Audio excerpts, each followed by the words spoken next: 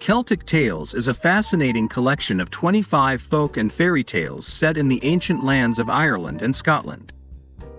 This fascinating YouTube video offers us an immersive journey into a world of magic, legend, and stunning adventures told by generations of Celtic people. With majestic scenery in the background, the video takes viewers on an amazing journey back in time, where ancient gods, faeries, and heroes come to life before our eyes. Each story is steeped in deep mythological roots and the wisdom of Celtic culture, giving us a unique perspective on the world and human nature. You'll hear of daring warriors able to fight demons and creatures from other worlds, of generous fae willing to help or play a cruel trick, of love and betrayal, of journeys to mysterious lands, and of the triumph of good over evil. The visually appealing video will immerse you in a Celtic atmosphere through colorful illustrations and clever use of animation. A captivating narrator will bring each story to life with his vivid and engaging narrative style, as if you were sitting around a fire under the stars listening to a storyteller impart the wisdom and heritage of past times. Celtic Tales is more than just a collection of stories. It's a unique opportunity to experience the spirit of ancient Celtic culture, draw inspiration from magical worlds, and expand your horizons. Don't miss your chance to embark on an exciting journey back in time that will fill your life with magic and unforgettable adventures. Chapter 6 Celtic Fairy Tales. Hudden and Dudden and Donald O'Neary. There was once upon a time 2 farmers, and their names were Hudden and Dudden. They had poultry in their yards, sheep on the uplands, and scores of cattle in the meadowland alongside the river. But for all that, they weren't happy, for just between their 2 farms there lived a poor man by the name of Donald O'Neary. He had a hovel over his head and a strip of grass that was barely enough to keep his one cow, Daisy, from starving, and though she did her best, it was but seldom that Donald got a drink of milk or a roll of butter from Daisy. You would think there was little here to make Hudden and Dudden jealous, but so it is. The more one has, the more one wants, and Donald's neighbours lay awake of nights scheming how they might get hold of this little strip of grassland. Daisy, poor thing, was never thought of. She was just a bag of bones. One day Hudden met Dudden, and they were soon grumbling as usual, and all to the tune of, "If only we could get that vagabond Donald O'Neary out of the country." "Let's kill Daisy," said Hudden at last. "If that doesn't make him clear out, nothing will." No sooner said than agreed, and it wasn't dark before Hudden and Dudden crept up to the little shed where lay poor Daisy trying her best to chew the cud, though she hadn't had as much grass in the day as would cover your hand. And when Donald came to see if Daisy was all snug for the night, the poor beast had only time to lick his hand once before she died. Well, Donald was a shrewd fellow, and downhearted though he was, began to think if he could get any good out of Daisy's death. He thought, and the next day you could have seen him trudging off early to the fair, Daisy's hide over his shoulder, every penny he had jingling in his pockets. Just before he got to the fair, he made several slits in the hide, put a penny in each slit, walked into the best inn of the town, as bold as if it belonged to him, and, hanging the hide up to a nail in the wall, sat down. "Some of your best whiskey," says he to the landlord. But the landlord didn't like his looks. "Is it fearing I won't pay you, you are?" says Donald. "Why, I have a hide here that gives me all the money I want." And with that he hit it a whack with his stick, and out hopped a penny. The landlord opened his eyes, as you may fancy. "What'll you take for that hide?" "It's not for sale, my good man." "Will you take a gold piece?" "It's not for sale, I tell you. Hasn't it kept me in mine for years?" And with that, Donald hit the hide another whack, and out jumped a second penny. Well, the long and the short of it was that Donald let the hide go, and that very evening, who but he should walk up to Hudden's door? "Good evening, Hudden. Will you lend me one of your best pairs of scales?" Hudden stared, and Hudden scratched his head, but he lent the scales. When Donald was safe at home, he pulled out his pocket full of bright gold, and began to weigh each piece in the scales. But Hudden had put a lump of butter at the bottom, so the last piece of gold stuck fast to the scales when he took them back to Hudden. If Hudden had stared before, he stared 10 times more now, and no sooner was Donald's back turned than he was off as hard as he could pelt to Dudden's. "Good evening, Dudden. That vagabond, bad luck to him." "You mean Donald O'Neary?" "And who else should I mean?" He's back here weighing out sackfuls of gold." "How do you know that?" "Here are my scales that he borrowed, and here's a gold piece still sticking to them." Off they went together, and they came to Donald's door. Donald had finished making the last pile of 10 gold pieces, and he couldn't finish because a piece had stuck to the scales. In they walked without an "if you please" or "by your leave." "Well, I never!" That was all they could say. "Good evening, Hudden. Good evening, Dudden. Ah, you thought you had played me a fine trick, but you never did me a better turn in all your lives. When I found poor Daisy dead, I thought to myself, well, her hide may fetch something, and it did. Hides are worth their weight in gold in the market just now." Hudden nudged Dudden, and Dudden winked at Hudden. "Good evening, Donald O'Neary."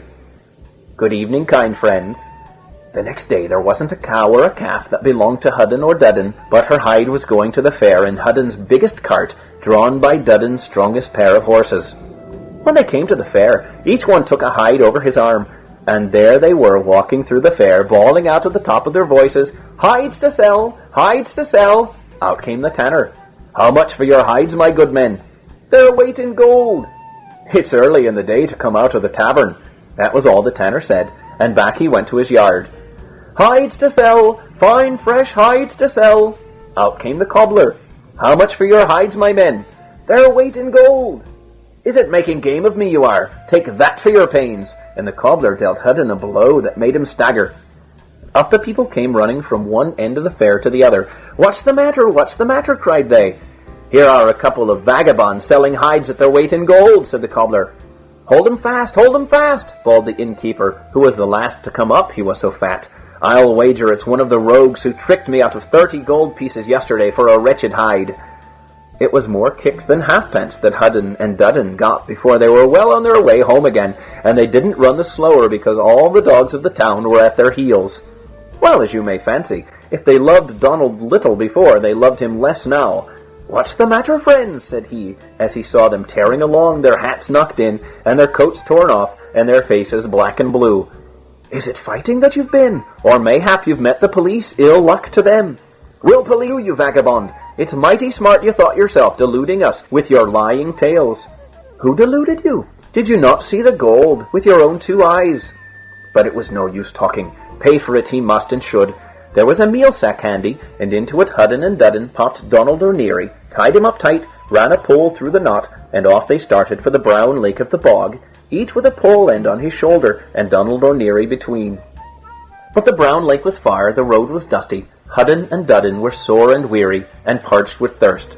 There was an inn by the roadside. "Let's go in," said Hudden. "I'm dead beat. It's heavy he is for the little he had to eat." If Hudden was willing, so was Dudden. As for Donald, you may be sure his leave wasn't asked, but he was lumped down at the inn door for all the world, as if he had been a sack of potatoes. "Sit still, you vagabond," said Dudden. "If we don't mind waiting, you needn't." Donald held his peace, but after a while he heard the glasses clink, and Hudden singing away at the top of his voice. "I won't have her, I tell you! I won't have her!" said Donald, but nobody heeded what he said. "I won't have her, I tell you! I won't have her!" said Donald, and this time he said it louder, but nobody heeded what he said. "I won't have her, I tell you! I won't have her!" said Donald, and this time he said it as loud as he could. "And who won't you have, may I be so bold as to ask?" said a farmer who had just come up with a drove of cattle and was turning in for a glass. "It's the king's daughter. They're bothering the life out of me to marry her." "You're the lucky fellow. I'd give something to be in your shoes." "Do you see that now? Wouldn't it be a fine thing for a farmer to be marrying a princess all dressed in gold and jewels?" "Jewels, do you say? Ah, no, couldn't you take me with you?" "Well, you're an honest fellow, and as I don't care for the king's daughter, though she's as beautiful as the day, and is covered with jewels from top to toe, you shall have her. Just undo the cord and let me out. They tied me up tight, as they knew I'd run away from her." Out crawled Donald. In crept the farmer. "Now lie still and don't mind the shaking. It's only rumbling over the palace steps she'll be, and maybe they'll abuse you for a vagabond who won't have the king's daughter, but you needn't mind that. Ah! It's a deal I'm giving up for you, sure as it is that I don't care for the princess." "Take my cattle in exchange," said the farmer. And you may guess it wasn't long before Donald was at their tails driving them homewards. Out came Hudden and Dudden, and the one took one end of the pole, and the other the other. "I'm thinking he's heavier," said Hudden. "Ah, never mind," said Dudden. "It's only a step now to the brown lake. "I'll have her now! I'll have her now!" bawled the farmer from inside the sack. "By my faith, and you shall, though," said Hudden, and he laid his stick across the sack. "I'll have her! I'll have her!" bawled the farmer, louder than ever. "Well, here you are," said Dudden, for they were now come to the Brown Lake, and, unslinging the sack, they pitched it plump into the lake. "You'll not be playing your tricks on us any longer," said Hudden. "True for you," said Dudden. "Ah, Donald, my boy, it was an ill day when you borrowed my scales." Off they went with a light step and an easy heart, but when they were near home, whom should they see but Donald O'Neary, and all around him the cows were grazing, and the calves were kicking up their heels and butting their heads together. "Is it you, Donald?" said Dudden. "Faith, you've been quicker than we have." "True for you, Dudden, and let me thank you kindly. The turn was good if the will was ill. You'll have heard, like me, that the Brown Lake leads to the land of promise. I always put it down as lies, but it is just as true as my word. Look at the cattle." Hudden stared, and Dudden gaped, but they couldn't get over the cattle. Fine fat cattle they were, too. "It's only the worst I could bring up with me," said Donald O'Neary. "The others were so fat, there was no driving them." "Faith, too, it's little wonder they didn't care to leave, with grass as far as you could see, and as sweet and juicy as fresh butter." "Ah, now, Donald, we haven't always been friends," said Dudden, "but, as I was just saying, you were ever a decent lad, and you'll show us the way, won't you?" "I don't see that I'm called upon to do that. There is a power more cattle down there. Why shouldn't I have them all to myself?" "Faith, they well may say, the richer you get, the harder the heart. You were always a neighbourly lad, Donald. You wouldn't wish to keep all the luck to yourself." "True for you, Hudden, though 'tis a bad example you set me, but I'll not be thinking of old times. There is plenty for all there, so come along with me." Off they trudged, with a light heart and an eager step. When they came to the Brown Lake, the sky was full of little white clouds, and if the sky was full, the lake was as full. "Ah, now look, there they are," cried Donald, as he pointed to the clouds in the lake. "Where, where?" cried Hudden. "And don't be greedy," cried Dudden, as he jumped his hardest to be up first with the fat cattle. But if he jumped first, Hudden wasn't long behind. They never came back. Maybe they got too fat like the cattle. As for Donald O'Neary, he had cattle and sheep all his days to his heart's content. End of Chapter 6. Chapter 7 of Celtic Fairy Tales. Celtic Fairy Tales, selected and edited by Joseph Jacobs. Chapter 7. The Shepherd of Mythve. Up in the Black Mountains in Carmarthenshire lies the lake known as Llyn y Fanvat. To the margin of this lake the shepherd of Mythve once led his lambs, and lay there whilst they sought pasture. Suddenly, from the dark waters of the lake, he saw 3 maidens rise. Shaking the bright drops from their hair, and gliding to the shore, they wandered about amongst his flock. They had more than mortal beauty, and he was filled with love for her that came nearest to him. He offered her the bread he had with him, and she took it and tried it, but then sang to him, "Hard baked is thy bread, 'tis not easy to catch me," and then ran off laughing to the lake. Next day he took with him bread not so well done, and watched for the maidens. When they came ashore he offered his bread as before, and the maiden tasted it and sang, "Unbaked is thy bread, I will not have thee," and again disappeared in the waves. A third time did the shepherd of Mythve try to attract the maiden, and this time he offered her bread that he had found floating about near the shore. This pleased her, and she promised to become his wife if he were able to pick her out from among her sisters on the following day. When the time came, the shepherd knew his love by the strap of her sandal. Then she told him that she would be as good a wife to him as any earthly maiden could be, unless he should strike her 3 times without cause. Of course he deemed that this could never be, and she, summoning from the lake 3 cows, 2 oxen, and a bull, as her marriage portion, was led homeward by him as his bride. The years passed happily, and 3 children were born to the shepherd and the lake maiden. But one day they were going to a christening, and she said to her husband that it was too far to walk, so he told her to go for the horses. "I will," said she, "if you bring me my gloves which I have left in the house." But when he came back with the gloves, he found she had not gone for the horses, so he tapped her lightly on the shoulder with the gloves and said, "Go, go." "That's one," said she. Another time they were at a wedding, when suddenly the lake maiden fell a-sobbing and a-weeping amid the joy and mirth of all around her.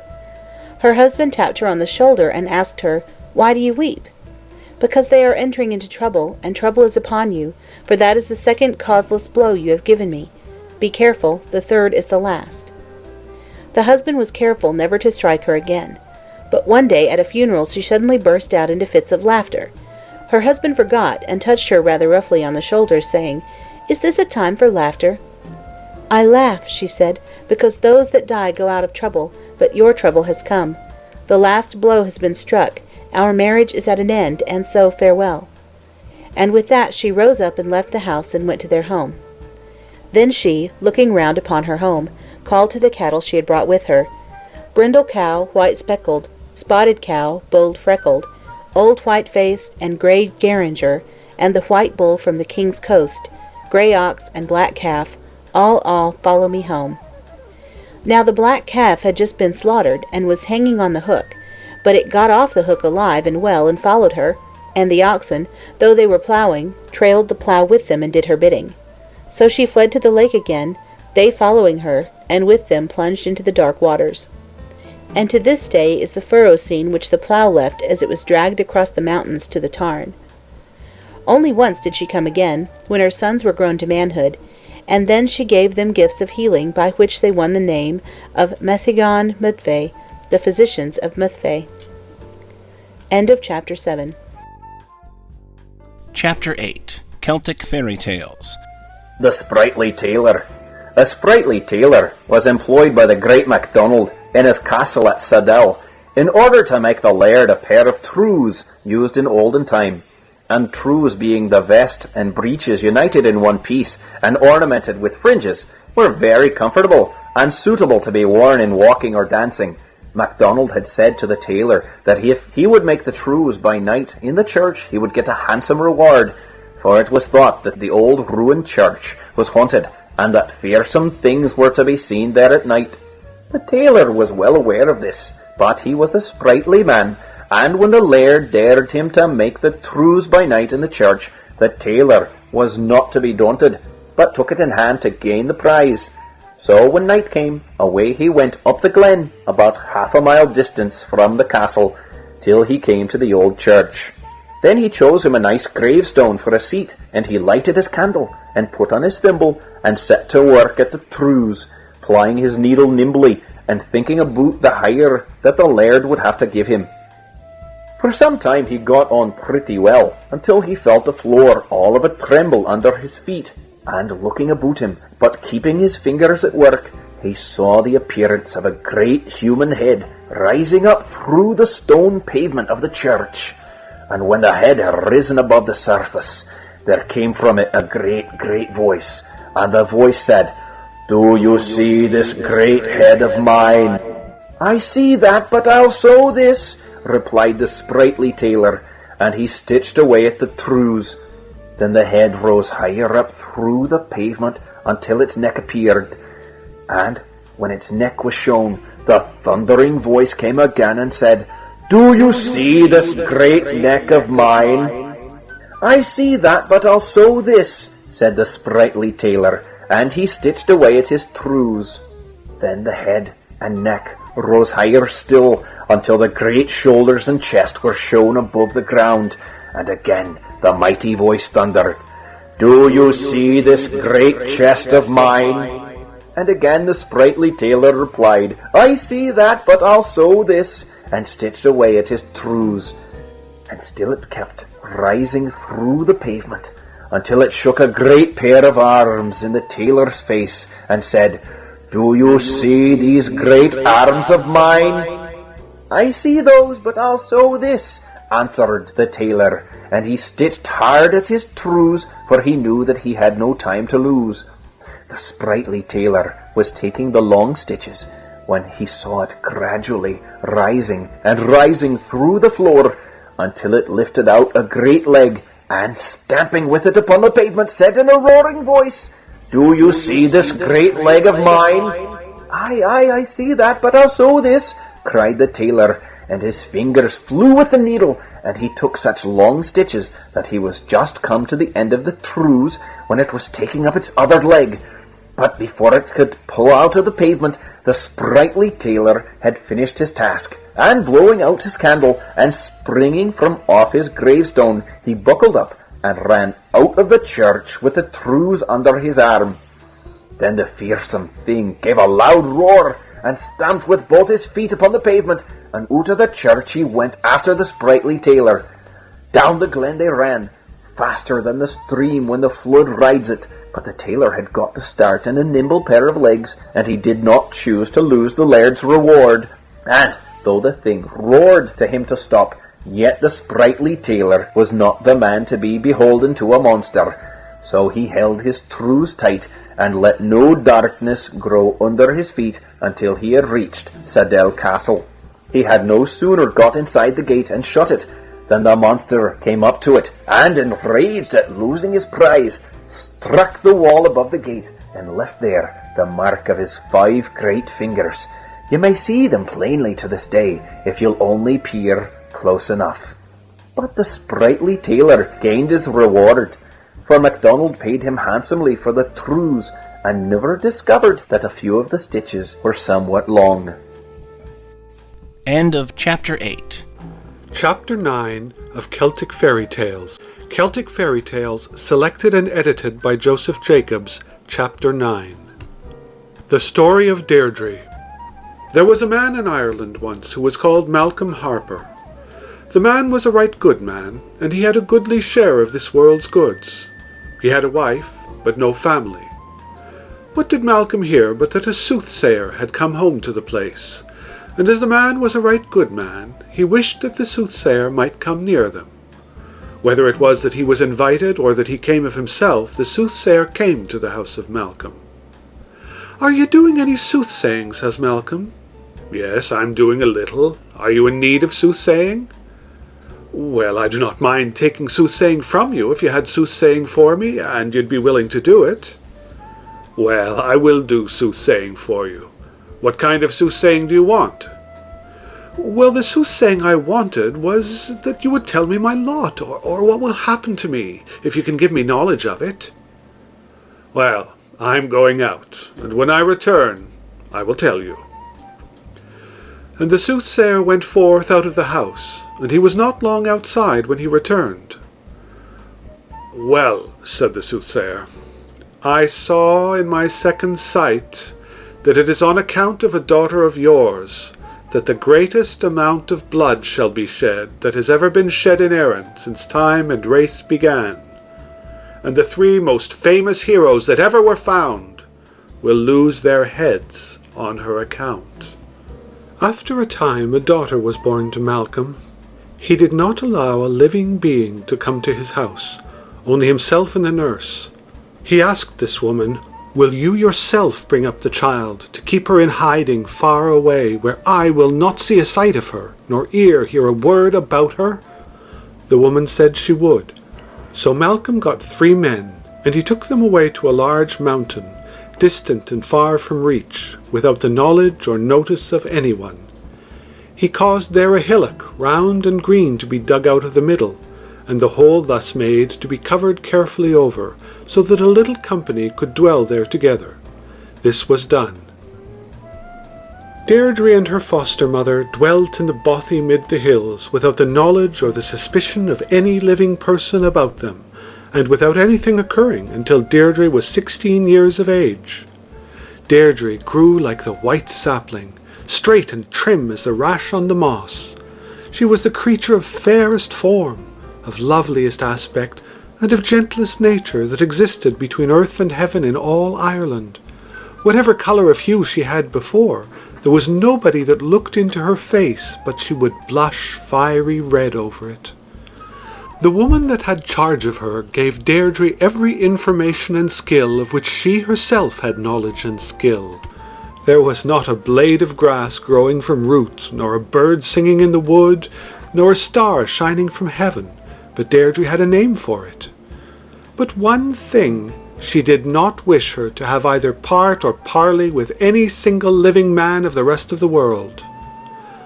But on a gloomy winter night, with black, scowling clouds, a hunter of game was wearily travelling the hills, and what happened but that he missed the trail of the hunt, and lost his course and companions. A drowsiness came upon the man as he wearily wandered over the hills, and he lay down by the side of the beautiful green knoll in which Deirdre lived, and he slept. The man was faint from hunger and wandering, and benumbed with cold, and a deep sleep fell upon him. When he lay down beside the green hill where Deirdre was, a troubled dream came to the man, and he thought that he enjoyed the warmth of a fairy broch, the fairies being inside playing music. The hunter shouted out in his dream, if there was anyone in the broch, to let him in for the Holy One's sake. Deirdre heard the voice, and said to her foster mother, "Oh, foster mother, what cry is that?" "It is nothing at all, Deirdre, merely the birds of the air astray and seeking each other. But let them go past to the bosky glade. There is no shelter or house for them here." "Oh, foster mother, the bird asked to get inside for the sake of the god of the elements, and you yourself tell me that anything that is asked in his name we ought to do. If you will not allow the bird that is being benumbed with cold and done to death with hunger to be let in, I do not think much of your language or your faith. But since I give credence to your language and to your faith which you taught me, I will myself let in the bird." And Deirdre arose and drew the bolt from the leaf of the door, and she let in the hunter. She placed a seat in the place for sitting, food in the place for eating, and drink in the place for drinking for the man who came to the house. "Oh, for this life and raiment, you man that came in! Keep restraint on your tongue," said the old woman. "It is not a great thing for you to keep your mouth shut and your tongue quiet when you get a home and shelter of a hearth on a gloomy winter's night." "Well," said the hunter, "I may do that, keep my mouth shut and my tongue quiet, since I came to the house and received hospitality from you. But by the hand of thy father and grandfather, and by your own 2 hands, if some other of the people of the world saw this beauteous creature you have here hid away, they would not long leave her with you, I swear." "What men are these you refer to?" said Deirdre.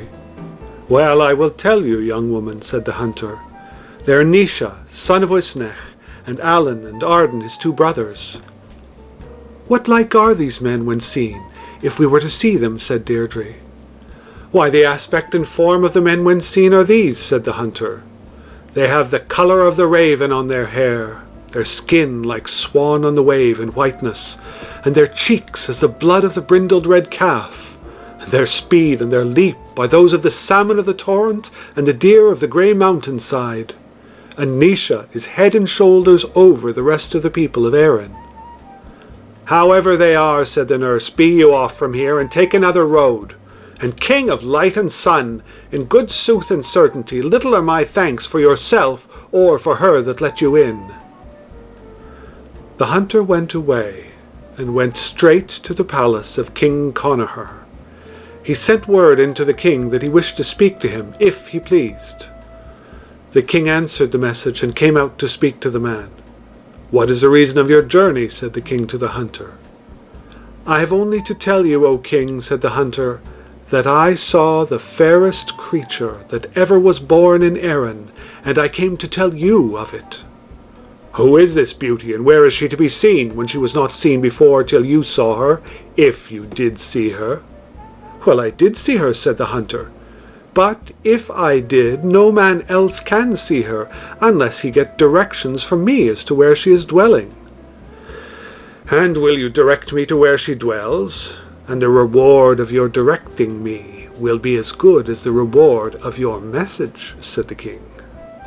"Well, I will direct you, O king, although it is likely that this will not be what they want," said the hunter. Connachar, king of Ulster, sent for his nearest kinsmen, and he told them of his intent. Though early rose the song of the birds mid the rocky caves, and the music of the birds in the grove, earlier than that did Connachar, king of Ulster, arise, with his little troop of dear friends, in the delightful twilight of the fresh and gentle May. The dew was heavy on each bush and flower and stem, as they went to bring Deirdre forth from the green knoll where she stayed. Many a youth was there who had a lithe, leaping, and lissome step when they started, whose step was faint, failing and faltering when they reached the bothy, on account of the length of the way and roughness of the road. Yonder now, down in the bottom of the glen, is the bothy where the woman dwells, but I will not go nearer than this to the old woman, said the hunter. Connachar, with his band of kinsfolk, went down to the green knoll where Deirdre dwelt, and he knocked at the door of the bothy. The nurse replied, "No less than a king's command and a king's army could put me out of my bothy tonight, and I should be obliged to you were you to tell who it is that wants me to open my bothy door." "It is I, Connachar, King of Ulster." When the poor woman heard who was at the door, she rose with haste and let in the king and all that could get in of his retinue. When the king saw the woman that was before him, that he had been in quest of, he thought he never saw in the course of the day nor in the dream of night a creature so fair as Deirdre, and he gave his full heart's weight of love to her. Deirdre was raised on the topmost of the hero's shoulders, and she and her foster mother were brought to the court of King Connachar of Ulster. With the love that Connachar had for her, he wanted to marry Deirdre right off there and then, will she nill she marry him. But she said to him, "I would be obliged to you if you will give me the respite of a year and a day." He said, "I will grant you that, hard though it is, if you will give me your unfailing promise that you will marry me at the year's end." And she gave the promise. Connachar got for her a woman teacher and merry modest maidens fair that would lie down and rise with her, that would play and speak with her. Deirdre was clever in maidenly duties and wifely understanding, and Connachar thought he never saw with bodily eye a creature that pleased him more. Deirdre and her women companions were one day out on the hillock behind the house, enjoying the scene and drinking in the sun's heat. What did they see coming but 3 men a-journeying? Deirdre was looking at the men that were coming and wondering at them. When the men neared them, Deirdre remembered the language of the huntsman, and she said to herself that these were the 3 sons of Uisnech, and that this was Naoise, he having what was above the bend of the 2 shoulders, above the men of Erin all. The 3 brothers went past without taking any notice of them, without even glancing at the young girls on the hillock. What happened but that love for Naoise struck the heart of Deirdre, so that she could not but follow after him. She girded up her raiment and went after the men that went past the base of the knoll, leaving her women attendants there. Allen and Arden had heard of the woman that Connachar, King of Ulster, had with him, and they thought that if Naoise their brother saw her, he would have her himself, more especially as she was not married to the king. They perceived the woman coming, and called on one another to hasten their step, as they had a long distance to travel, and the dusk of night was coming on. They did so. She cried, "Naoise, son of Uisnech, will you leave me?" What piercing, shrill cry is that?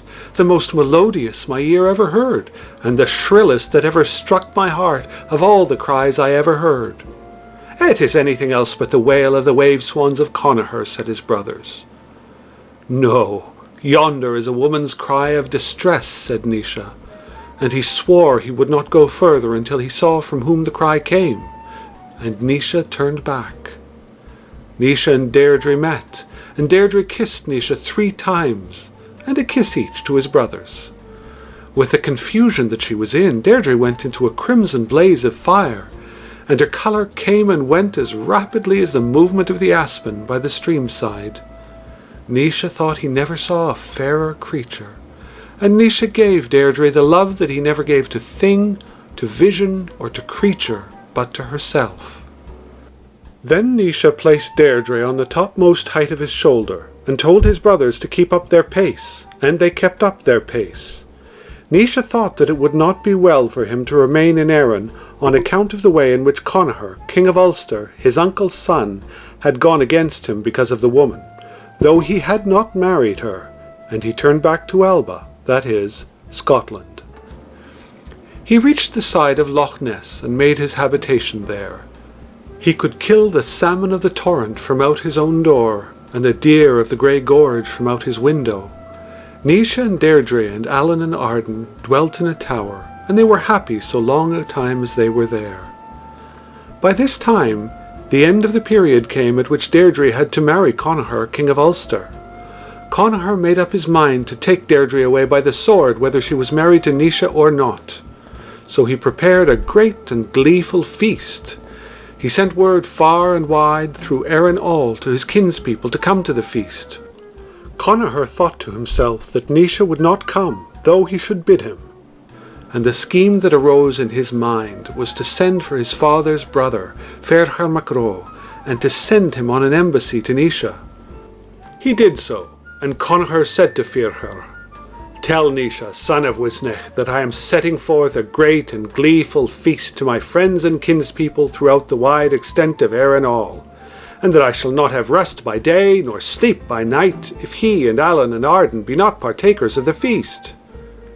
Ferchar Mac Ro and his 3 sons went on their journey, and reached the tower where Naoise was dwelling by the side of Loch Etive. The sons of Uisnech gave a cordial, kindly welcome to Ferchar Mac Ro and his 3 sons, and asked of him the news of Erin. "The best news that I have for you," said the hardy hero, "is that Connachar, king of Ulster, is setting forth a great sumptuous feast to his friends and kinspeople throughout the wide extent of Erin all. And he has vowed by the earth beneath him, by the high heaven above him, and by the sun that wends to the west, that he will have no rest by day nor sleep by night if the sons of Uisnech, the sons of his own father's brother, will not come back to the land of their home and the soil of their nativity, and to the feast likewise. And he has sent us on embassy to invite you." "We will go with you," said Naoise. "We will," said his brothers. But Deirdre did not wish to go with Ferchar Mac Ro, and she tried every prayer to turn Naoise from going with him. She said, "I saw a vision, Naoise, and do you interpret it to me?" said Deirdre. Then she sang, "O Naoise, son of Uisnech, hear what was shown in a dream to me. There came 3 white doves out of the south, flying over the sea, and drops of honey were in their mouth from the hive of the honey bee. O Naoise, son of Uisnech, hear what was shown in a dream to me. I saw 3 grey hawks out of the south come flying over the sea, and the red, red drops they bear in their mouth, they were dearer than life to me." Said Naoise, "It is naught but the fear of woman's heart, and a dream of the night, Deirdre. The day that Connachar sent the invitation to his feast will be unlucky for us if we don't go, O Deirdre." "You will go there," said Ferchar Mac Ro, "and if Connachar show kindness to you, show ye kindness to him. And if he will display wrath towards you, display ye wrath towards him, and I and my 3 sons will be with you." "We will," said Daring Drop. "We will," said Hardy Holly. "We will," said Fiallan the Fair. "I have 3 sons, and they are 3 heroes, and in any harm or danger that may befall you, they will be with you, and I myself will be along with them." And Ferchar Mac Ro gave his vow and his word in presence of his arms, that in any harm or danger that came in the way of the sons of Uisnech, he and his 3 sons would not leave head on live body in Erin, despite sword or helmet, spear or shield, blade or mail, be they ever so good. Deirdre was unwilling to leave Alba, but she went with Naoise. Deirdre wept tears in showers, and she sang, "Dear is the land over there, Alba full of woods and lakes. Bitter to my heart is leaving thee, but I go away with Naoise." Ferchar Mac Ro did not stop till he got the sons of Uisnech away with him, despite the suspicion of Deirdre. The coracle was put to sea, the sail was hoisted to it, and the second morrow they arrived on the white shores of Erin. As soon as the sons of Uisnech landed in Erin, Ferchar Mac Ro sent word to Connachar, king of Ulster, that the men whom he wanted were come, and let him now show kindness to them. "Well," said Connachar, "I did not expect that the sons of Uisnech would come, though I sent for them, and I am not quite ready to receive them. But there is a house down yonder where I keep strangers, and let them go down to it today, and my house will be ready before them tomorrow." But he that was up in the palace felt it long that he was not getting word as to how matters were going on for those down in the house of the strangers. "Go you, Gelban Grednach, son of Lochlin's king, go you down and bring me information as to whether her former hue and complexion are on Deirdre. If they be, I will take her out with edge of blade and point of sword, and if not, let Naoise, son of Uisnech, have her for himself, said Connachar. Gelban, the cheering and charming son of Lochlin's king, went down to the place of the strangers, where the sons of Uisnech and Deirdre were staying. He looked in through the bicker hole on the door-leaf. Now, she that he gazed upon used to go into a crimson blaze of blushes when anyone looked at her. Naoise looked at Deirdre and knew that someone was looking at her from the back of the door-leaf. He seized one of the dice on the table before him and fired it through the bicker hole, and knocked the eye out of Gelban Grednach, the cheerful and charming, right through the back of his head. Gelban returned back to the palace of King Connachar. You were cheerful, charming going away, but you are cheerless, charmless returning. What has happened to you, Gelban? But have you seen her, and are Deirdre's hue and complexion as before? Said Connachar. Well, I have seen Deirdre, and I saw her also truly, and while I was looking at her through the bicker hole on the door, Naoise, son of Uisnech, knocked out my eye with one of the dice in his hand. But of a truth and verity, although he put out even my eye, it were my desire still to remain looking at her with the other eye, were it not for the hurry you told me to be in, said Gelban. That is true, said Connachar. Let 300 brave heroes go down to the abode of the strangers, and let them bring hither to me Deirdre, and kill the rest. Connachar ordered 300 active heroes to go down to the abode of the strangers, and to take Deirdre up with them, and kill the rest. The pursuit is coming, said Deirdre. Yes, but I will myself go out and stop the pursuit, said Naoise. It is not you, but we that will go, said Daring Drop, and Hardy Holly, and Fiallan the Fair. It is to us that our father entrusted your defence from harm and danger, when he himself left for home. And the gallant youths, full noble, full manly, full handsome, with beauteous brown locks, went forth girt with battle arms fit for fierce fight, and clothed with combat dress for fierce contest fit, which was burnished, bright, brilliant, bladed, blazing, on which were many pictures of beasts and birds and creeping things, lions and lithe-limbed tigers, brown eagle and harrying hawk and adder fierce. And the young heroes laid low 3/3 of the company. Connachar came out in haste and cried with wrath, Who is there on the floor of fight, slaughtering my men? We, the 3 sons of Fercha MacRo. Well, said the king, I will give a free bridge to your grandfather, a free bridge to your father, and a free bridge each to you 3 brothers, if you come over to my side tonight. Well, Connachar, we will not accept that offer from you, nor thank you for it. Greater by far do we prefer to go home to our father and tell the deeds of heroism we have done, than accept anything on these terms from you. Naoise, son of Uisnech, and Allen and Arden are as nearly related to yourself as they are to us, though you are so keen to shed their blood. And you would shed our blood also, Connachar. And the noble, manly, handsome youths with beauteous brown locks returned inside. We are now, said they, going home to tell our father that you are now safe from the hands of the king. And the youths, all fresh and tall and lithe and beautiful, went home to their father to tell that the sons of Uisnech were safe. This happened at the parting of the day and night in the morning twilight time, and Naoise said they must go away, leave that house and return to Alba. Naoise and Deirdre, Allen and Arden started to return to Alba. Word came to the king that the company he was in pursuit of were gone. The king then sent for Dunan Gahadruid, the best magician he had, and he spoke to him as follows. Much wealth have I expended on you, Dunan Gahadruid, to give schooling and learning and magic mystery to you. If these people get away from me today without care, without consideration or regard for me, without chance of overtaking them, and without power to stop them. Well, I will stop them, said the magician, until the company you send in pursuit return.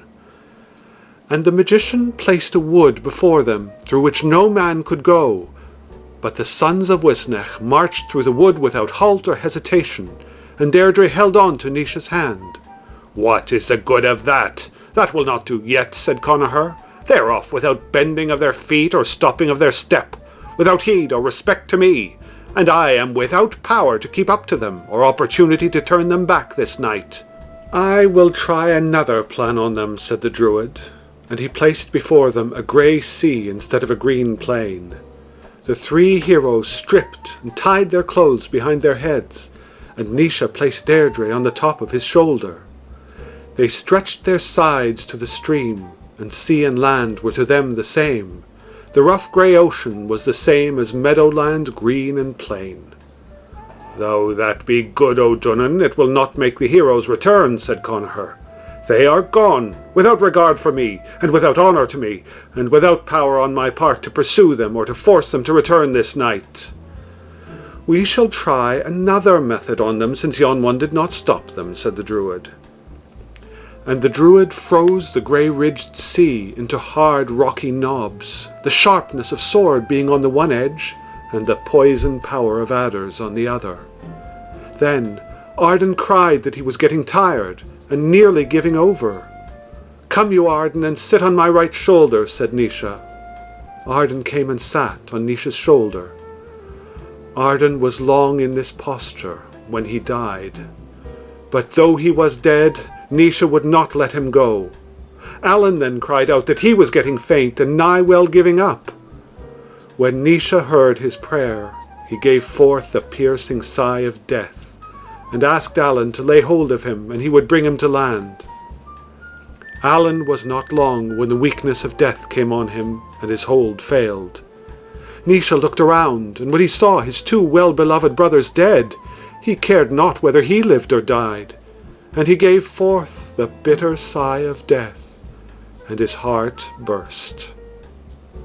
"They are gone," said Dunan Gahadruid to the king, "and I have done what you desired me. The sons of Wisnech are dead, and they will trouble you no more, and you have your wife, hale and whole, to yourself." "Blessings for that upon you, and may the good results accrue to me, Dunan. I count it no loss what I spent in the schooling and teaching of you. Now dry up the flood, and let me see if I can behold Deirdre," said Connachar. And Dunan Gahadruid dried up the flood from the plain, and the three sons of Wisnech were lying together dead, without breath of life, side by side on the green meadow plain, and Deirdre bending above, showering down her tears. Then Deirdre said this lament: "Fair one, loved one, flower of beauty, beloved upright and strong, beloved noble and modest warrior, fair one, blue-eyed, beloved of thy wife, lovely to me at the trysting place came thy clear voice through the woods of Ireland. I cannot eat or smile henceforth.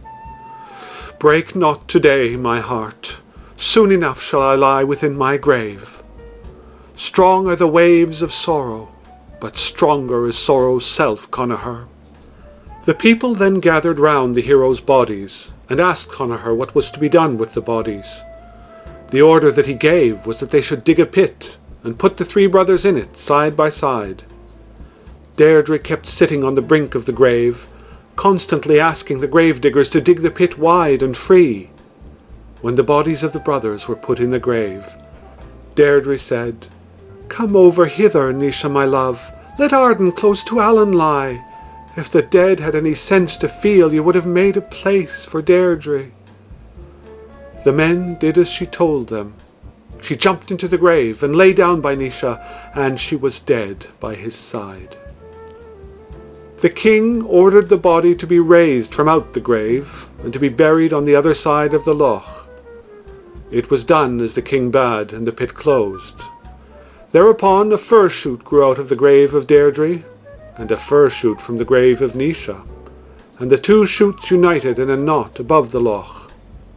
The king ordered the shoots to be cut down, and this was done twice, until, at the third time, the wife whom the king had married caused him to stop this work of evil and his vengeance on the remains of the dead. End of Chapter 9. Chapter 10. Celtic Fairy Tales. Chapter 10. Munachar and Manachar. There once lived a Manachar and a Manachar a long time ago, and it is a long time since it was, and if they were alive now, they would not be alive then. They went out together to pick raspberries, and as many as Munachar used to pick, Manachar used to eat. Munachar says he must go look for a rod to make a gad to hang Manachar, who ate his raspberries every one. And he came to the rod. "What news the day?" said the rod. "It is my own news that I'm seeking, going looking for a rod to make a gad to hang Manachar, who ate my raspberries every one." "You will not get me," said the rod, "until you get an axe to cut me." He came to the axe. "What news today?" said the axe.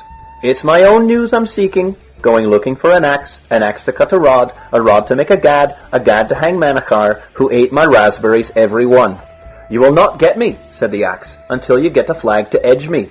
He came to the flag. "What news today?" says the flag. "It's my own news I'm seeking, going looking for a flag to edge axe to cut a rod to make a gad to hang Manachar, who ate my raspberries every one."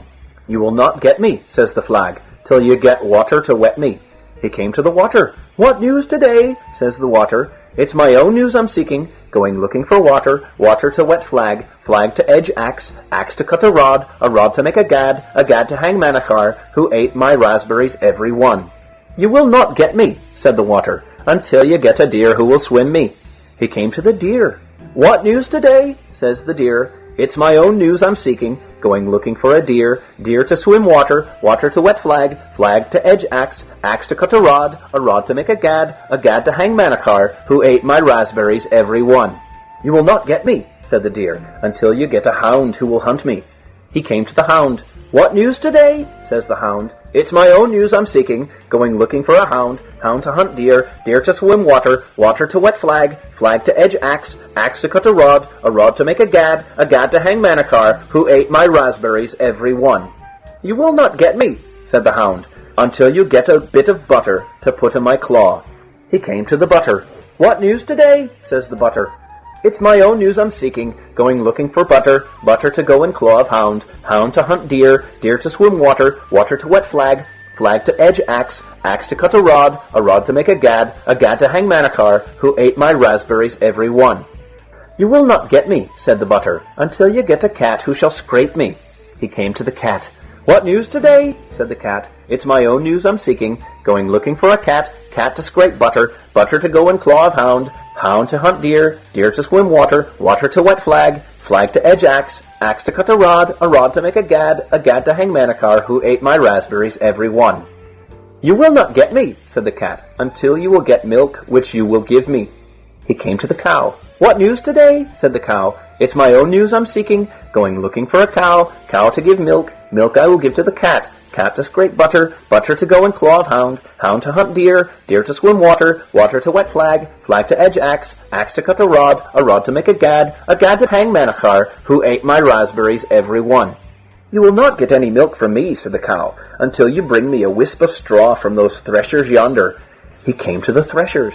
"What news today?" said the threshers. "It's my own news I'm seeking, going looking for a wisp of straw from you to give to the cow to give me milk I will give to the cat to scrape butter to go in claw of hound to hunt deer to swim water to wet flag to edge axe to cut a rod to make a gad to hang Manachar, who ate my raspberries every one." "You will not get any wisp of straw from us," said the threshers, "until you bring us the makings of a cake from the miller over yonder." He came to the miller. "What news today?" said the miller. "It's my own news I'm seeking, going looking for the makings of a cake, which I will give the threshers to give me a wisp of straw. The wisp of straw I will give to the cow to give me milk I will give to the cat to scrape butter to go in claw of hound to hunt deer to swim water to wet flag to edge axe to cut a rod to make a gad to hang Manachar, who ate my raspberries every one." "You will not get any makings of a cake from me," said the miller, "till you bring me the full of that sieve of water from the river over there." He took the sieve in his hand and went over to the river, but as often as ever he would stoop and fill it with water. The moment he raised it, the water would run out of it again, and sure, if he had been there, from that day till this, he never could have filled it. A crow went flying by him over his head. "Daub! Daub!" said the crow. "My blessings on you then," said Munachar, "but it's the good advice you have." And he took the red clay and the daub that was by the brink, and he rubbed it to the bottom of the sieve until all the holes were filled. And then the sieve held the water, and he brought the water to the miller, and the miller gave him the makings of a cake, and he gave the makings of the cake to the threshers, and the threshers gave him a wisp of straw, and he gave the wisp of straw to the cow, and the cow gave him milk, and the milk he gave to the cat scraped the butter went into the claw of the hound hunted the deer swam the water wet the flag sharpened the axe cut the rod, and the rod made a gad, and when he had it ready to hang Manachar, he found that Manachar had burst! End of Chapter 10. Celtic Fairy Tales by Joseph Jacobs. Chapter 11. Gold Tree and Silver Tree. Once upon a time there was a king who had a wife whose name was Silver Tree, and a daughter whose name was Gold Tree. On a certain day of the days, Gold Tree and Silver Tree went to a glen, where there was a well, and in it there was a trout. Said Silver Tree, "Trouty, bonny little fellow, am I not the most beautiful queen in the world?" "Oh, indeed you are not." "Who then?" "Why, Gold Tree, your daughter." Silver Tree went home, blind with rage. She lay down on the bed and vowed she would never be well until she could get the heart and liver of Gold Tree, her daughter, to eat. At nightfall the king came home, and it was told him that Silver Tree, his wife, was very ill. He went where she was, and asked her what was wrong with her. "Oh, only a thing which you may heal if you like." "Oh, indeed, there is nothing at all which I could do for you that I would not do. If I get the heart and liver of Gold Tree, my daughter, to eat, I shall be well." Now it happened about this time that the son of a great king had come from abroad to ask Gold Tree for marrying. The king now agreed to this, and they went abroad. The king then went and sent his lads to the hunting hill for a he-goat, and he gave its heart and its liver to his wife to eat, and she rose well and healthy. A year after this, Silver Tree went to the glen, where there was the well in which there was the trout. "Trouty, bonny little fellow," said she, "am not I the most beautiful queen in the world?" "Oh, indeed you are not." "Who then?" "Why, Gold Tree, your daughter." "Oh, well, it is long since she was living. It is a year since I ate her heart and liver." "Oh, indeed, she is not dead. She is married to a great prince abroad." Silver Tree went home and begged the king to put the long ship in order, and said, "I am going to see my dear Gold Tree, for it is so long since I saw her." The long ship was put in order, and they went away. It was Silver Tree herself that was at the helm, and she steered the ship so well that they were not long at all before they arrived. The prince was out hunting on the hills. Gold Tree knew the long ship of her father coming. "Oh," she said to the servant, "my mother is coming, and she will kill me." "She shall not kill you at all. We will lock you in a room where she cannot get near you." This is how it was done. And when Silver Tree came ashore, she began to cry out, "Come to meet your own mother when she comes to see you." Gold Tree said that she could not, that she was locked in the room, and that she could not get out of it. "Will you not put out," said Silver Tree, "your little finger through the keyhole, so that your own mother may give a kiss to it?" She put out her little finger, and Silver Tree went and put a poisoned stab in it, and Gold Tree fell dead. When the prince came home and found Gold Tree dead, he was in great sorrow, and when he saw how beautiful she was, he did not bury her at all, but he locked her in a room where nobody could get near her. In the course of time he married again, and the whole house was under the hand of this wife but one room, and he himself always kept the key of that room. On a certain day of the days he forgot to take the key with him, and the second wife got into the room. What did she see there but the most beautiful woman that she ever saw? She began to turn and try to wake her, and she noticed the poisoned stab in her finger. She took the stab out, and Gold Tree rose alive, as beautiful as she was ever. At the fall of night the prince came home from the hunting hill, looking very downcast. "What gift," said his wife, "would you give me that I could make you laugh?" "Oh, indeed, nothing could make me laugh except Gold Tree were to come alive again." "Well, you'll find her alive down there in the room." When the prince saw Gold Tree alive, he made great rejoicings, and he began to kiss her, and kiss her, and kiss her. Said the second wife, "Since she is the first one you had, it is better for you to stick to her, and I will go away." "Oh, indeed, you shall not go away, but I shall have both of you." At the end of the year, Silver Tree went to the glen, where there was the well in which there was the trout. "Trouty, bonny little fellow," said she, "am not I the most beautiful queen in the world?" "Oh, indeed you are not." "Who then?" "Why, Gold Tree, your daughter." "Oh, well, she is not alive. It is a year since I put the poisoned stab into her finger." "Oh, indeed, she is not dead at all, at all." Silvertree went home and begged the king to put the longship in order, for that she was going to see her dear Goldtree, as it was so long since she saw her. The longship was put in order, and they went away. It was Silvertree herself that was at the helm, and she steered the ship so well that they were not long at all before they arrived.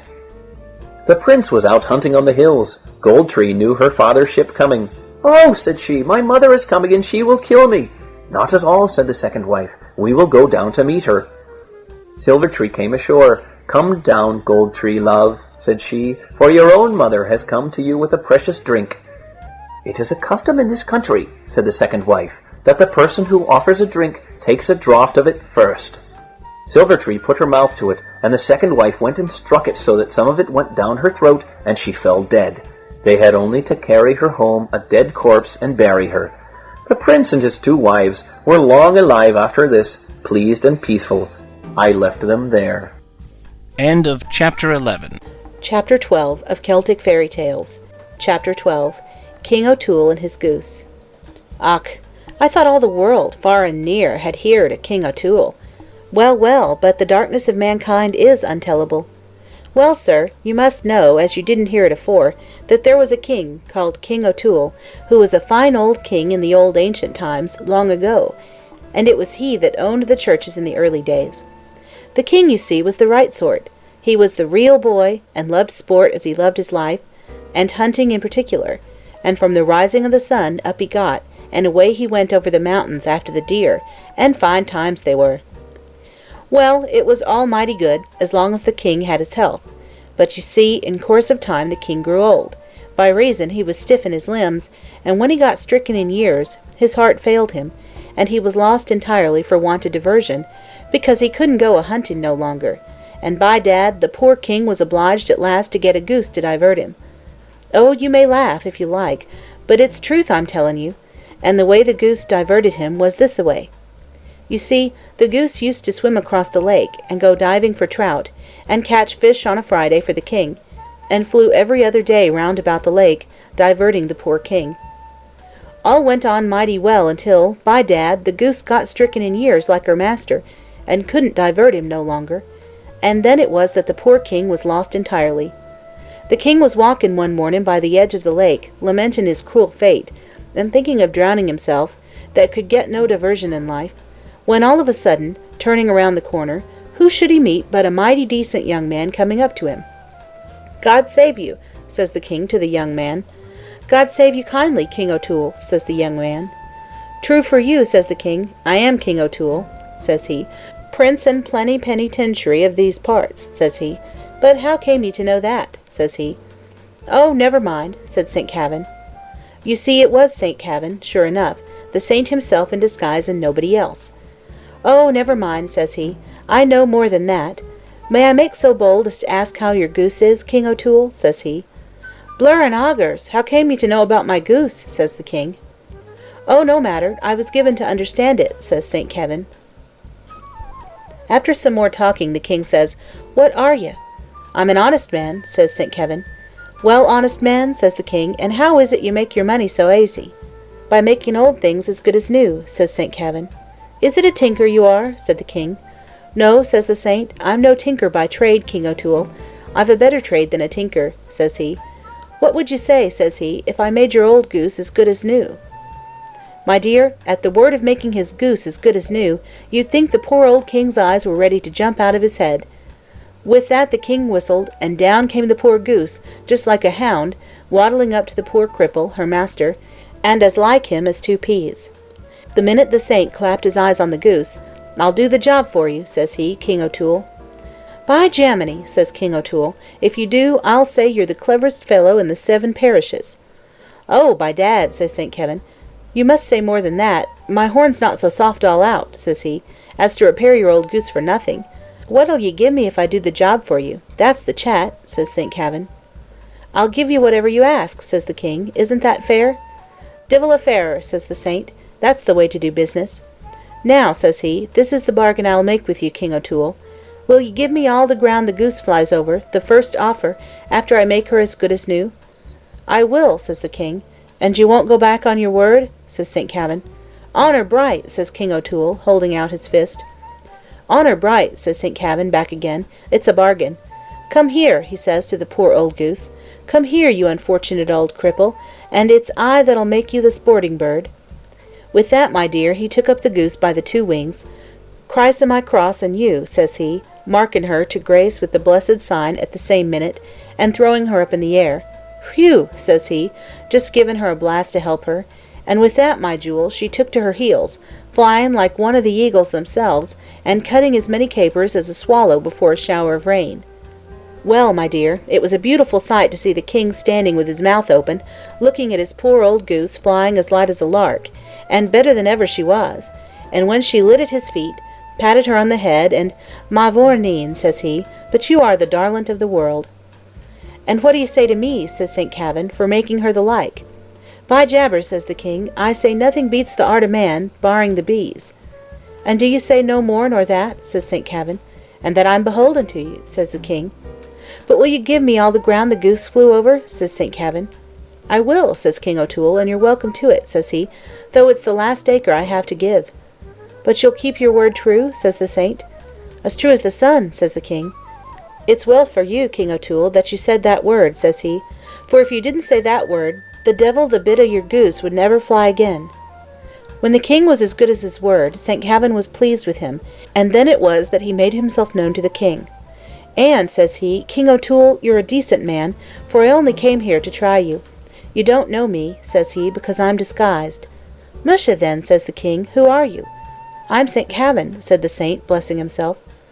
"Oh, Queen of Heaven," says the king, making the sign of the cross between his eyes, and falling down on his knees before the saint. "Is it the great St. Kavin," says he, "that I've been discoursing with all this time without knowing it?" says he. "All as one as if he was a lump of a gossan? And so you're a saint?" says the king. "I am," said St. Kavin. "By jabbers, I thought I was only talking to a dacent boy," says the king. "Well, you know the difference now," says the saint. "I'm St. Kavin," says he, "the greatest of all the saints." And so the king had his goose as good as new, to divert him as long as he lived, and the saint supported him after he came into his property, as I told you, until the day of his death, and that was soon after, for the poor goose thought he was catching a trout one Friday, but, my jewel, it was a mistake he made, and instead of a trout, it was a thieving horse-eel, and instead of the goose killing a trout for the king's supper, by dad, the eel killed the king's goose, and small blame to him, but he didn't ate her, because he daren't ate what St. Kavin had laid his blessed hands on. End of chapter 12. Chapter 13 of Celtic Fairy Tales. Chapter 13. The Wooing of Olwen.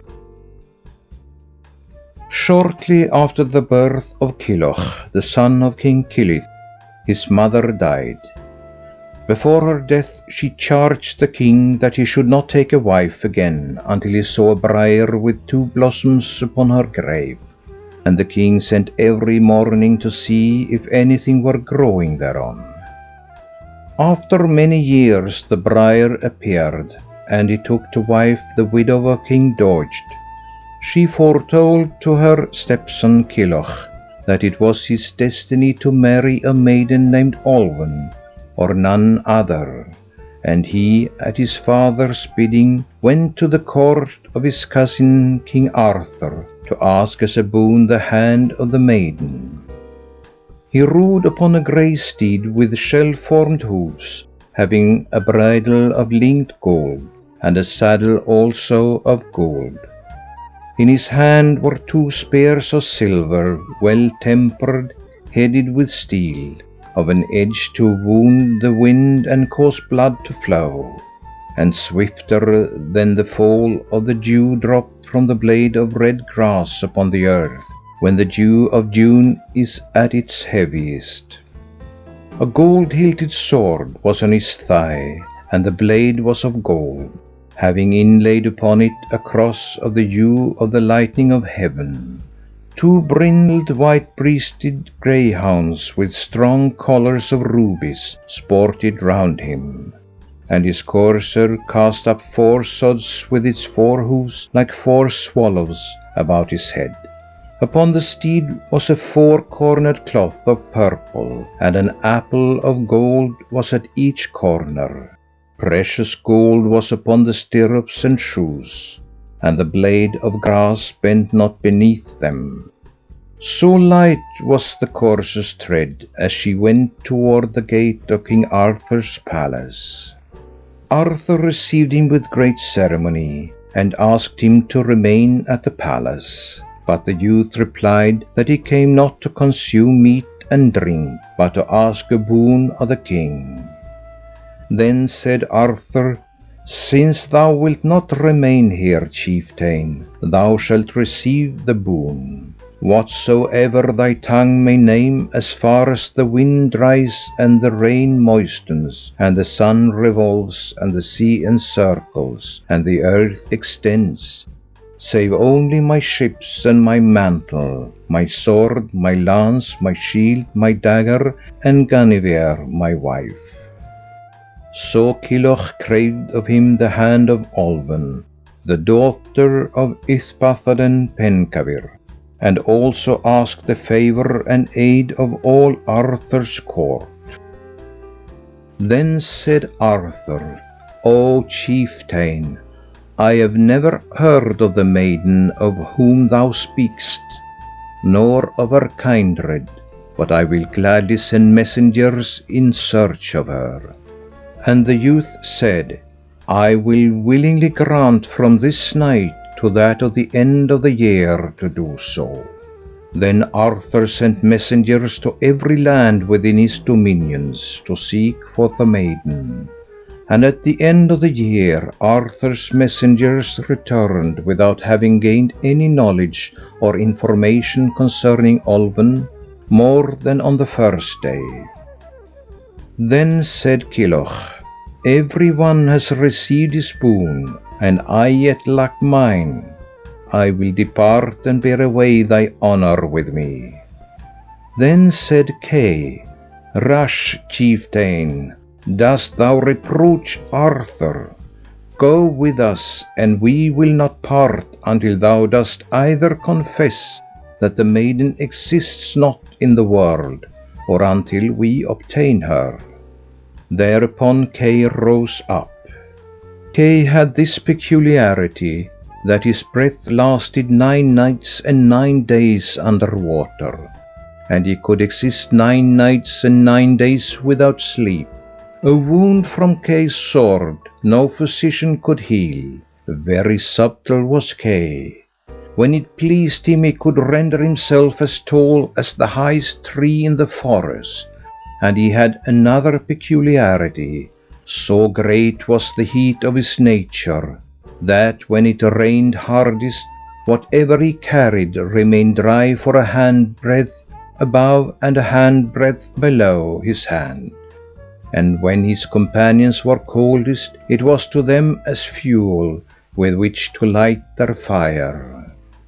And Arthur called Bedwyr, who never shrank from any enterprise upon which Kay was bound.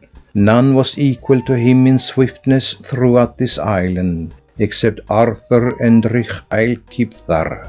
And although he was one-handed, 3 warriors could not shed blood faster than he on the field of battle. Another property he had, his lance would produce a wound equal to those of 9 opposing lances. And Arthur called to Kynthilig the guide, "Go thou upon this expedition with the chieftain," for as good a guide was he in a land which he had never seen as he was in his own. He called Gwyrr Gwalstad Yeathhud, because he knew all tongues. He called Gwalchmai, the son of Gwyar, because he never returned home without achieving the adventure of which he went in quest. He was the best of footmen and the best of knights. He was nephew to Arthur, the son of his sister and his cousin. And Arthur called Menwy, the son of Tegrweth, in order that if they went into a savage country, he might cast a charm and an illusion over them, so that none might see them whilst they could see everyone. They journeyed on till they came to a vast open plain, wherein they saw a great castle, which was the fairest in the world. but so far away was it that at night it seemed no nearer, and they scarcely reached it on the third day. When they came before the castle, they beheld a vast flock of sheep, boundless and without end. They told their errand to the herdsman, who endeavored to dissuade them, since none who had come thither on that quest had returned alive. They gave to him a gold ring, which he conveyed to his wife, telling her who the visitors were. On the approach of the latter, she ran out with joy to greet them, and so sought to throw her arms about their necks. But Kay, snatching a billet out of the pile, placed the log between her two hands, and she squeezed it so that it became a twisted coil. "O woman," said Kay, "if thou hadst squeezed me thus, none could ever again have set their affections on me. Evil love were this." They entered the house, and after meat she told them that the maiden Olwen came there every Saturday to wash. They pledged their faith that they would not harm her, and a message was sent to her. So Olwen came clothed in a robe of flame-colored silk, and with a collar of ruddy gold, in which were emeralds and rubies about her neck. More golden was her hair than the flower of the broom, and her skin was whiter than the foam of the wave, and fairer were her hands and her fingers than the blossoms of the wood anemone amidst the spray of the meadow fountain. Brighter were her glances than those of a falcon. Her bosom was more snowy than the breast of the white swan, her cheek redder than the reddest roses. Whoso beheld was filled with her love, for white trefoils sprang up wherever she trod, and therefore was she called Olwen.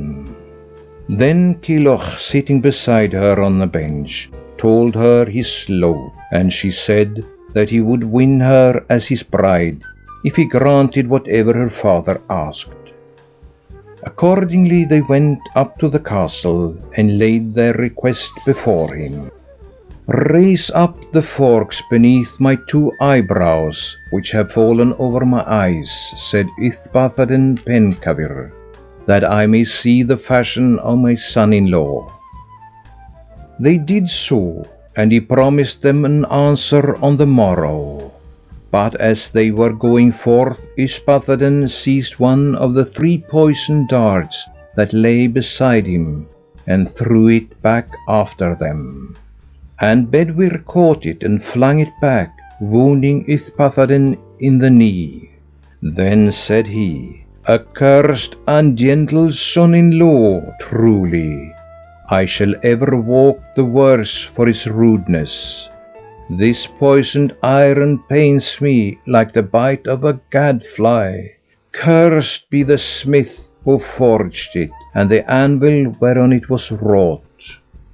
The knights rested in the house of Custennin the herdsman, but the next day at dawn they returned to the castle and renewed their request. Yspathaden said that it was necessary that he should consult Olwen's 4 great-grandmothers and her 4 great-grandsires. The knights again withdrew, and as they were going he took the 2nd dart and cast it after them.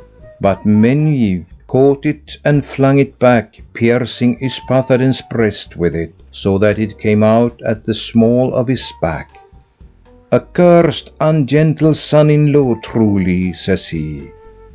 "The hard iron pains me like the bite of a horse-leech.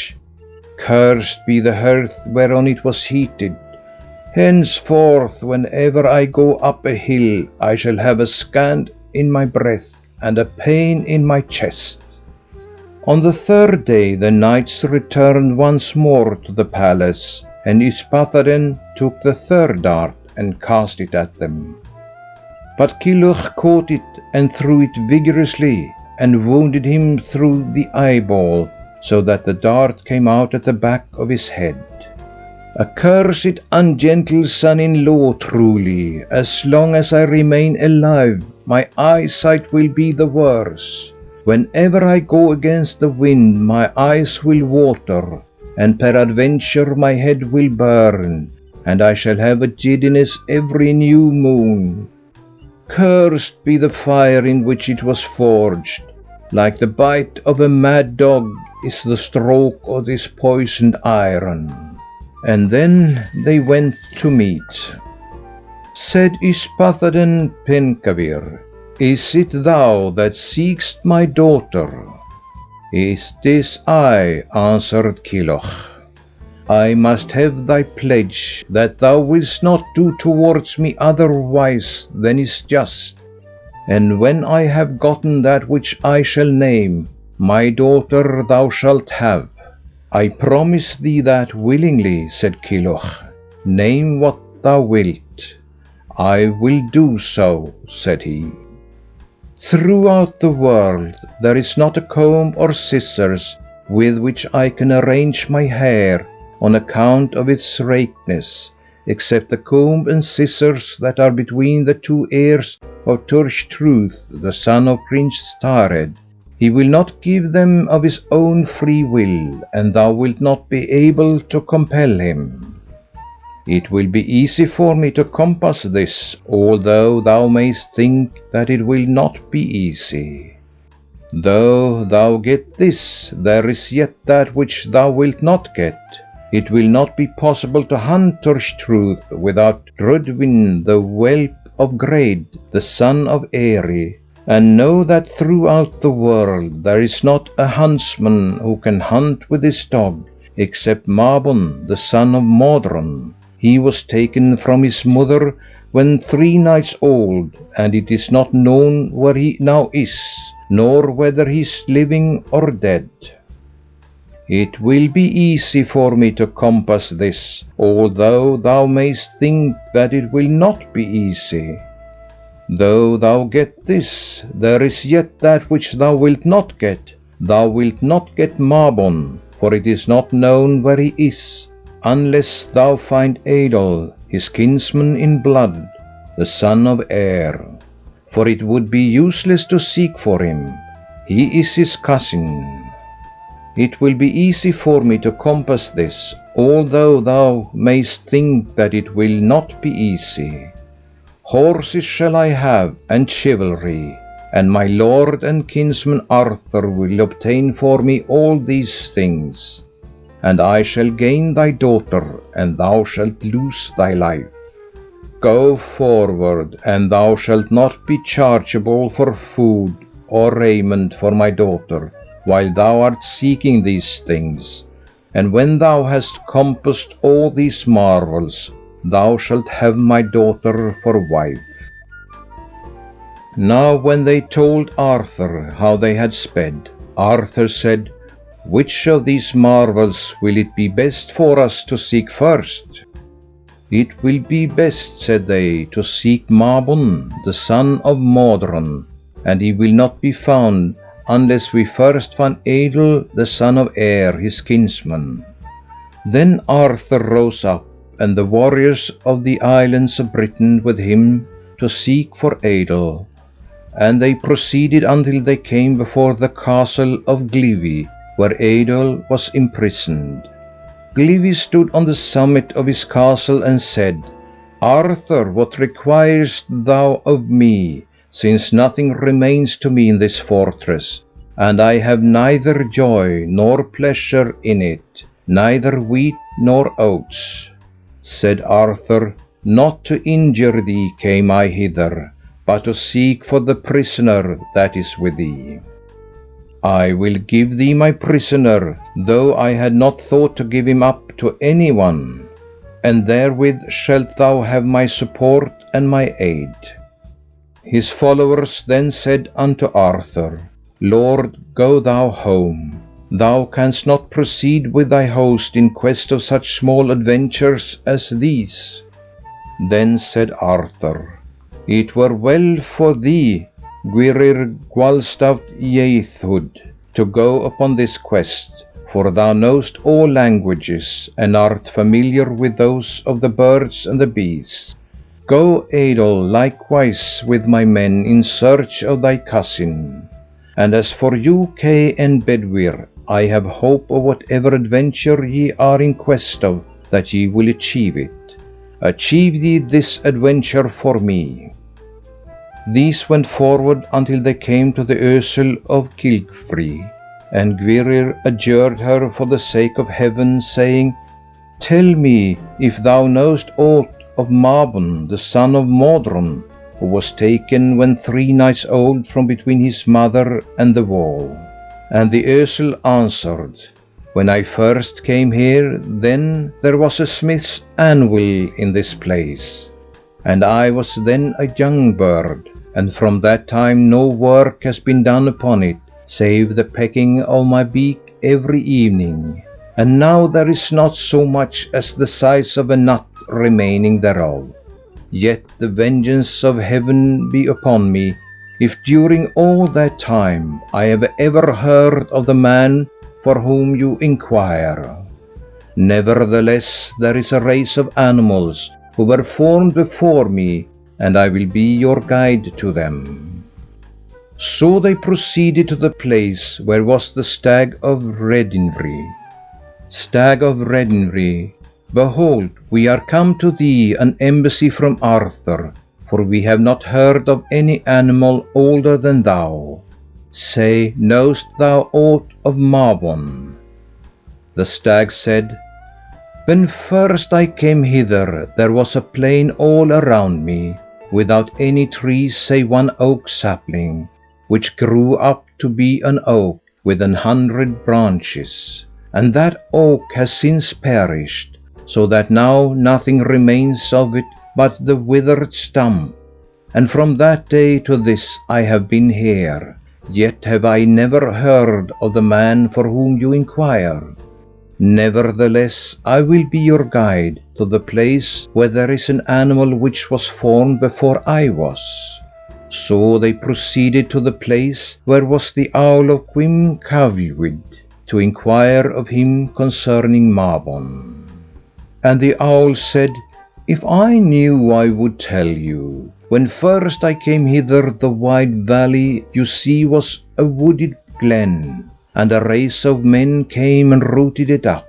And there grew there a second wood, and this wood is the third.